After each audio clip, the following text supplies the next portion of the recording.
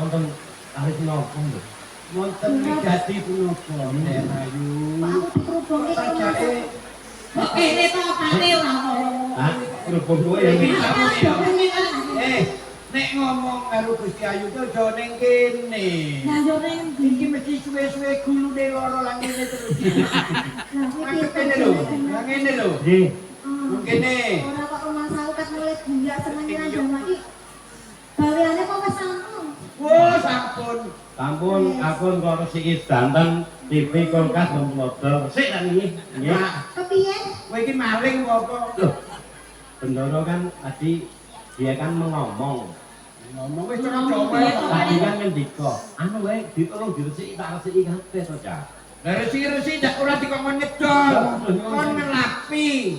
Oh. Lah, dene dong karepku iki yo kaya ngono kuwi. Kaya sing bocor kabeh yo bangkrut aku. Mun kula kewayen iki. Wis bocor ora? Yo namu mau kok kiloke karo simu mau. Lho ketut ning kono ta? Lah sapa ben apa penadae?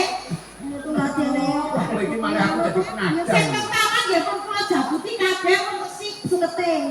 Nggih sak taman-taman niku. Kaya kabeh kok jebol. Lah ki wong yo biung mengke ndak wonten kula. Ya sing bakune anu bawa makan nang papan kene wangi-wangi aku. Kita anggap kowe do gula seneng tak ora usah. Lho. Opo iki dadi rasane tak dadi kok tak. Kabeh itu do seneng makanan ngene. Terus kenapa? Wah, rasa banget bayarane gede. Ya ta. Wis ora. Langke. Mangan sak mangan yo kan. Ya bebas. Urakan mangan iwak pitik awake dhewe yo iwak tempe lho. Urakan iwak pitik awake dhewe iwak pitik ngono lho. Judule iwak. Nah, urakan mangan urang awake dhewe yo sup pitik lho. Lho, kan jenengan iku lho, Mbok. Pas ini ku wonten iki gawean untuk ketok kan lho. Ketok kamu Pak. Wes, kulane kurang untuk nderek panjenengan niku ora yo, kok sumpah ta yo. Ya pancene aku iki lagi nggalake perkara sing aku dhewe iki kan ngrasake kepenak dhewe. Nek mergo apa kondo-kondo to.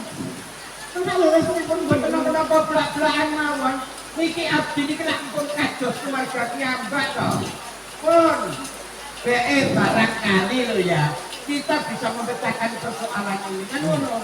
memberikan solusi. Memberi solusi. Yo, ini yo. Tapi tak yo ngerti menurut aku ki sama sapu ki ra yo.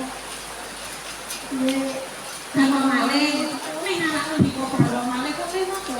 Angin. Nanti dos sendi to, Bu. Ya aku ki yo rasa rujuk nang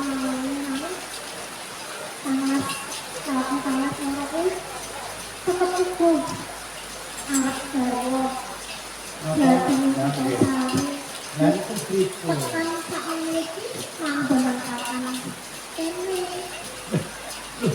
Jadi merigan ya, jadi tunggal. coba nih sampai dengan nanti orang bener Nah, ini ini masih sederek sampean. Nggih. ini orang ngerti Lho, bagaimana? sebenarnya kepingin ku nek ndak mriki niku yo kondo ngoten lha nggih mboten apa sik. Ngapa ngerti?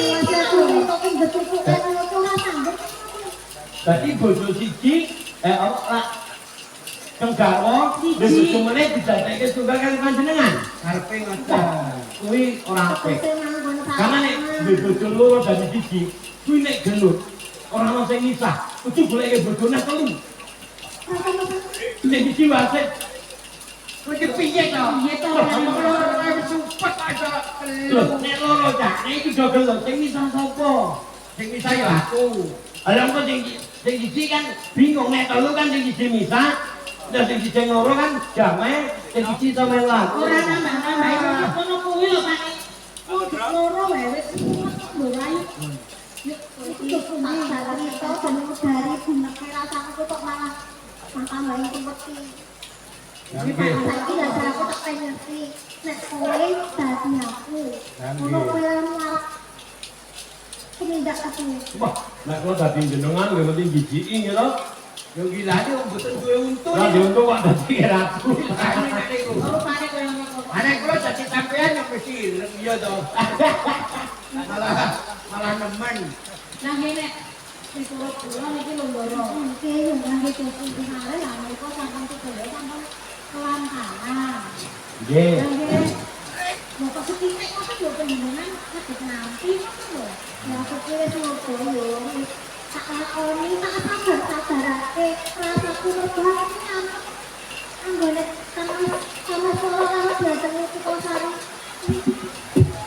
Saben dino tampung kemarin kan yo.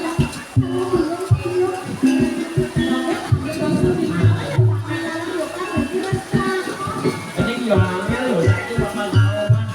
Bapak langsung bojone kok dadi siji ngono ya. Nek cara berpikirnya yo oke, sing adil nek adile mbok kok mesti sing adil lho.